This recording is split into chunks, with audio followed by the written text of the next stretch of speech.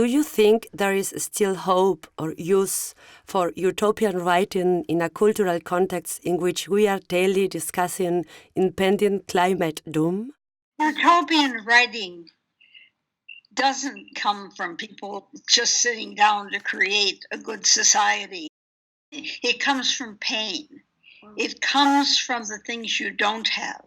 If you create a utopian society in which children are raised communally, you know that women feel that they're isolated with their children. You know that the people writing it are saying that they feel undervalued, that they feel that they may be writing out of poverty, they may be writing out of not being able to afford the things they think, or they may be writing about the people around them they see suffering from inequality.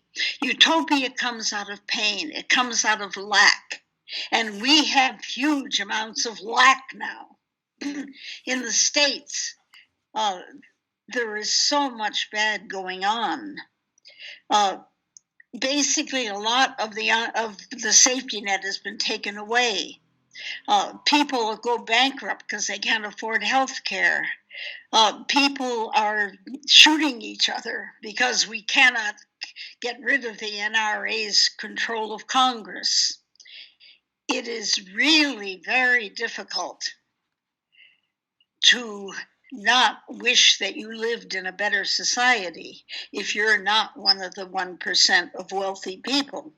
And that's where utopians come from. But of course, when women were writing lots of utopias, they had a sense of hope because the women's movement was going forward. Now the women's movement is going backward. We may even lose the right to abortion in the next session of the Supreme Court. There is now a majority of right-wing Republicans on the Supreme Court. So women's most basic rights are in danger. Mm-hmm. Things are not moving that way. Plus, the real wages in the last 30 years have gone way down, what people really can buy with what they earn. So many more women have to work 2-3 jobs in order to survive, in order to support their children. And people come out of college with enormous debt. My chosen daughter has the debt enough to buy a house with. It is really impossible. It is getting more and more difficult for ordinary people to survive. So the need for utopias is great, but people don't have the time to write them, because writers aren't paid much anymore. So most writers have another job, a full-time job. So it's really difficult to be able to write that, but the need for it is greater than ever. Can these books which imagine futures affect the present? Writing can't change anything unless you're Tom Paine or Karl Marx. But basically, in fiction, what you do is change what people can imagine. If people cannot imagine alternatives, they can only ask for more. Bigger Big Macs, more expensive cars that go faster to no place except sitting in traffic to try to get to work. All of these things, you could only ask for more of what you've got. And what you've got, it turns to dust anyhow. A lot of what we're programmed into wanting for the media is not things we should ever want. We don't need new computers every 2 years. Yeah. We don't need a change of clothes all the time. We don't need to be told all the time we're too fat, not pretty enough, not rich enough, we don't have enough things, therefore we count less. It is really, you have to change the imagination of people so that they can want something different than what the media is selling them. If you can't imagine a better society, you're stuck and you're angry. Woman on the Edge of Time was written in 1976, nearly 45 years ago. At that time, women like Connie probably lacked the skills provided by the experience of social and political movements that have struggled so much against gender, class, and racial inequalities.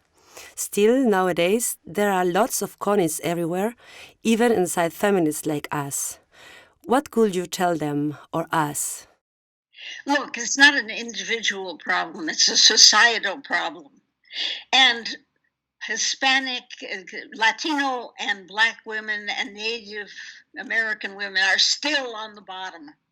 And what's open to them is still different, unless they come from one of the upper families that have enough money to be able to send them to college and be able to tell them how to behave, etc., so that they will be accepted by white bosses, etc., white male bosses, which is what you mostly have. Yeah. It is not easier to be poor now than it was. I think it's harder because things cost more and you make less money now. It is more difficult now. Everything costs more. Trying to find a place to live in cities, where Connie lives in New York City in the early 70s, is now gentrified. It would cost her $1 million to buy this thing, which would have been turned into a condo. That would be a cheap condo. Look, cities are becoming places for only very young people who can live 6 or 10 to an apartment, or people with a lot of money. Being pushed farther and farther out, and therefore have a longer commute, where in many cases there's no public transport available. It is not, Connie would not have it easier now. She'd have it more difficult.